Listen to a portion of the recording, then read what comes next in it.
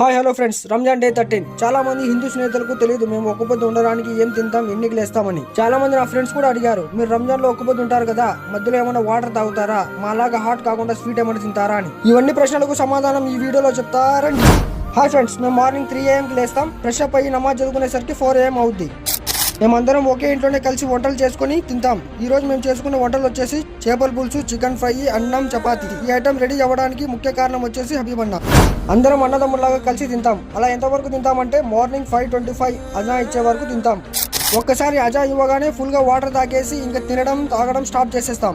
అజా ఇవ్వగానే అందరం కలిసి మార్నింగ్ నమాజ్ చదువుకొని బయటికి వచ్చి కొన్ని ముచ్చట్లు పెట్టేస్తాం. నా హిందూ స్నేహితులకు రంజాన్ ఉపవాసం ఎలా ఉంటారో తెలియని వాళ్ళకు నేను చెప్పేది ఏంటంటే, మేము మార్నింగ్ 6 AM అంతా నమాజ్ అయిపోగానే ఈవినింగ్ 6:30 వరకు ఎలాంటి పచ్చి నీళ్లు కూడా ముట్టం. ఇది అల్లా మీద ఉన్న ప్రేమ, భయం, భక్తి.